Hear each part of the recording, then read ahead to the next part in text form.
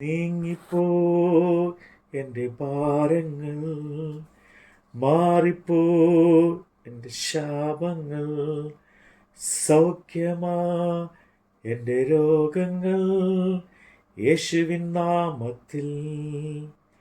ഹല്ലേലൂയാ ഞാൻ പാടിടും, യേശുവിനെ ആരാധിക്കും. ഹല്ലേലൂയാ ഞാൻ വാഴ്ത്തിയിടും, സർവശക്തൻ ആയവനെ. ഹല്ലേലൂയാ ഞാൻ വാഴ്ത്തിയിടും, സർവശക്തൻ ആയവനെ.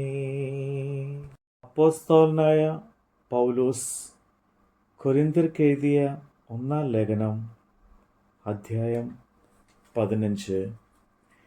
എന്നാൽ സഹോദരന്മാരെ, ഞാൻ നിങ്ങളോട് സുവിശേഷിച്ചതും നിങ്ങൾക്ക് ലഭിച്ചതും നിങ്ങൾ നിൽക്കുന്നതും നിങ്ങൾ വിശ്വസിച്ചതും വ്യർത്ഥമല്ലെന്ന് വരികിൽ, നിങ്ങൾ രക്ഷിക്കപ്പെടുന്നതുമായ സുവിശേഷം നിങ്ങൾ പിടിച്ചുകൊണ്ടാൽ ഞാൻ ഇന്ന വിധം നിങ്ങളോട് സുവിശേഷിച്ചിരിക്കുന്നു എന്ന് നിങ്ങളെ ഓർമ്മിപ്പിക്കുന്നു. ക്രിസ്തു നമ്മുടെ പാപങ്ങൾക്ക് വേണ്ടി തിരുവെഴുത്തുകൾ പ്രകാരം മരിച്ചു അടക്കപ്പെട്ടു. തിരുവെഴുത്തുകൾ പ്രകാരം 3-ാം നാൾ ഉയർത്തെഴുന്നേറ്റ് കേഫാവിനും പിന്നെ 12 പേർക്കും പ്രത്യക്ഷനായി എന്നിങ്ങനെ ഞാൻ ഗ്രഹിച്ചത് തന്നെ നിങ്ങൾക്ക് ആദ്യമായി ഏൽപ്പിച്ചു തന്നുവല്ലോ. അനന്തരം അവൻ 500-ലധികം സഹോദരന്മാർക്ക് ഒരുമിച്ച് പ്രത്യക്ഷനായി. അവർ മിക്കവരും ഇന്നുവരെ ജീവനോടിരിക്കുന്നു. ചിലരോ നിദ്ര പ്രാപിച്ചിരിക്കുന്നു. അനന്തരം അവൻ യാക്കോബിനും പിന്നെ അപ്പോസ്തലന്മാർക്കും എല്ലാവർക്കും പ്രത്യക്ഷനായി. എല്ലാവർക്കും ഒടുവിൽ അകാല പ്രജ പോലെയുള്ള എനിക്കും പ്രത്യക്ഷനായി.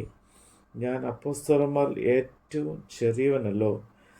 ദൈവസഭയെ ഉപദ്രവിച്ചതിനാൽ അപ്പോസ്തലൻ എന്ന പേരിന് യോഗ്യനുമല്ല.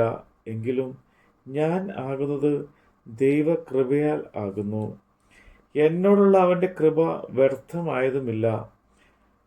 അവരെല്ലാവരെക്കാളും ഞാൻ അത്യന്തം അധ്വാനിച്ചിരിക്കുന്നു. എന്നാൽ ഞാനല്ല, എന്നോട് കൂടെയുള്ള ദൈവകൃപയത്രേ.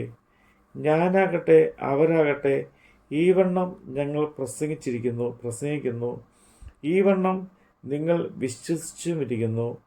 ക്രിസ്തു മരിച്ചിട്ട് ഉയർത്തെഴുന്നേറ്റു എന്ന് പ്രസംഗിച്ചു വരുന്ന അവസ്ഥയ്ക്ക് മരിച്ചവരുടെ പുനരുത്ഥാനം ഇല്ല എന്ന് നിങ്ങൾ ചിലർ പറയുന്നത് എങ്ങനെ?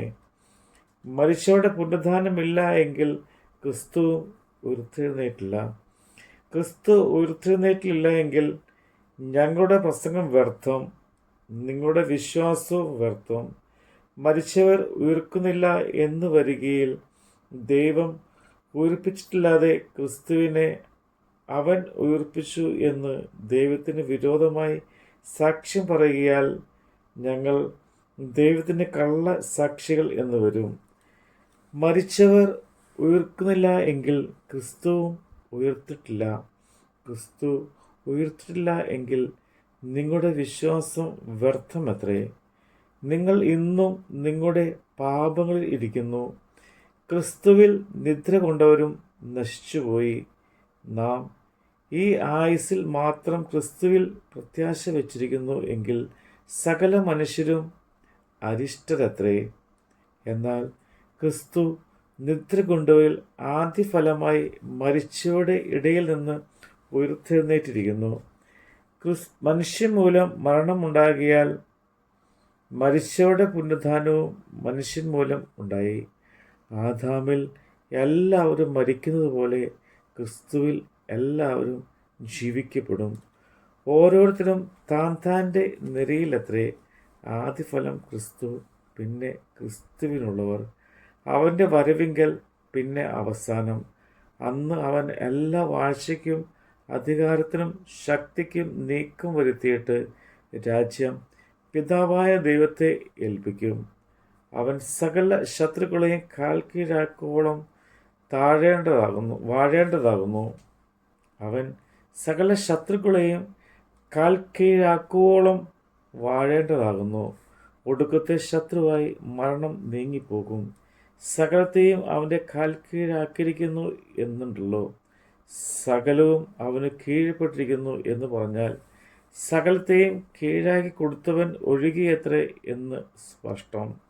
എന്നാൽ അവന് സകലത്തിനും കീഴ്പ്പെട്ടു എന്ന ശേഷം ദൈവം സകലത്തിനും സകലവുമാകേണ്ടതിന് പുത്രൻ താനും സകലവും തനിക്ക് കീഴക്കി കൊടുത്തവന് കീഴ്പ്പെട്ടിരിക്കും. അല്ല, മരിച്ചവർക്ക് വേണ്ടി സ്നാനം ഏൽക്കുന്നവർ എന്തു ചെയ്യും? മരിച്ചവർ കേവലം ഉയർക്കുന്നില്ല എങ്കിൽ അവർക്ക് വേണ്ടി സ്നാനം ഏൽക്കുന്നത് എന്തിന്? നിങ്ങളും നാഴിക തോറും പ്രാണഭയത്തിൽ ആകുന്നത് എന്തിന്?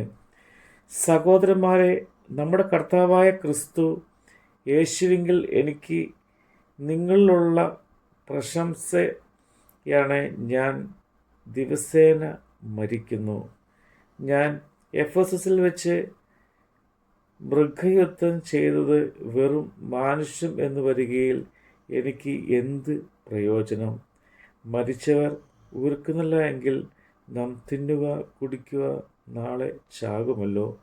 വഞ്ചിക്കപ്പെടരുത്. ദുർഭാഷണത്താൽ സദാചാരം കെട്ടുപോകരുത്. നീതിക്ക് നിർഭയമായി ഉണരുവിൻ. പാപം ചെയ്യാതിരിപ്പിൻ. ചിലർക്ക് ദൈവത്തെക്കുറിച്ച് പരിജ്ഞാനമില്ല എന്നു നിങ്ങൾ ലജ്ജയ്ക്കായി ഞാൻ പറയുന്നു. പക്ഷേ ഒരുവൻ മരിച്ചവർ എങ്ങനെ ഉയർക്കുന്നു എന്ന് ഏതുവിധം ശരീരത്തോടെ വരുന്നു എന്നും ചോദിക്കാം. മൂഢ, നീ വിതയ്ക്കുന്നത് ചത്തില്ല എങ്കിൽ ജീവിക്കുന്നില്ല. നീ വിതയ്ക്കുന്നതോ ഉണ്ടാകുവാനുള്ള ശരീരമല്ല, കോതമ്പിൻ്റെയോ മറ്റു വല്ലതിൻ്റെയോ വെറും മണി എത്ര വിതയ്ക്കുന്നത്. ദൈവമോ തൻ്റെ ഇഷ്ടം പോലെ അതിന് ഒരു ശരീരവും ഓരോ വിത്തിന് അതതിൻ്റെ ശരീരവും കൊടുക്കുന്നു. സകല മാംസവും ഒരുപോലെയുള്ള മാംസമല്ല. മനുഷ്യരുടെ മാംസം വേറെ, കന്നുകാലിയുടെ മാംസം വേറെ, പക്ഷികളുടെ മാംസം വേറെ, മത്സ്യങ്ങളുടെ മാംസം വേറെ, മത്സ്യങ്ങളുടെ മാംസവും വേറെ. സ്വർഗീയ ശരീരങ്ങളും ഭൗമിക ശരീരങ്ങളുമുണ്ട്. സ്വർഗീയ ശരീരങ്ങളുടെ തേജസ് വേറെ, ഭൗമിക ശരീരങ്ങളുടെ തേജസ് വേറെ. സൂര്യൻ്റെ തേജസ് വേറെ, ചന്ദ്രൻ്റെ തേജസ് വേറെ. നക്ഷത്രങ്ങളുടെ തേജസ് വേറെ. നക്ഷത്രവും തമ്മിൽ തേജസ് കൊണ്ടും ഭേദമുണ്ടല്ലോ. മനുഷ്യരുടെ പുനരുത്ഥാനവും ആവരണം തന്നെ. ദ്രവത്വത്തിൽ വിധിക്കപ്പെടുന്നു, അവ ദ്രവത്വത്തിൽ ഉയർക്കുന്നു. അപമാനത്തിൽ വിധിക്കപ്പെടുന്നു, തേജസ്സിൽ ഉയർക്കുന്നു. ബലഹീനതയിൽ വിധിക്കപ്പെടുന്നു, ശക്തിയിൽ ഉയർക്കുന്നു. പ്രാകൃത ശരീരം വിധിക്കപ്പെടുന്നു, ആത്മീയ ശരീരം ഉയർക്കുന്നു. പ്രാകൃത ശരീരം ഉണ്ടെങ്കിൽ ആത്മീയ ശരീരം ഉണ്ട്. ഒന്നാം മനുഷ്യനായ ആദാം ജീവനുള്ള ദേഹിയായി തീർന്നു എന്ന് എഴുതിയിരിക്കുന്നുവല്ലോ. ഒടുക്കത്തെ ആദാം ജീവിക്കുന്ന ആത്മാവുമായി. എന്നാൽ ആത്മീയമല്ല, പ്രാകൃതമത്രേ ഒന്നാമത്തേത്. ആത്മീയം പിന്നത്തേതിൽ വരുന്നു. ഒന്നാം മനുഷ്യൻ ഭൂമിയിൽ നിന്ന് മണ്ണ് കൊണ്ടുള്ളവൻ, രണ്ടാം മനുഷ്യൻ സ്വർഗത്തിൽ നിന്നുള്ളവൻ. മണ്ണ് കൊണ്ടുള്ളവനെ പോലെ മണ്ണ് കൊണ്ടുള്ളവരും സ്വർഗീയനെ പോലെ സ്വർഗീയരും ആകുന്നു. നാം മണ്ണ് കൊണ്ടുള്ളവൻ്റെ പ്രതിമ ധരിച്ചതുപോലെ സ്വർഗീയൻ്റെ പ്രതിമയും ധരിക്കും.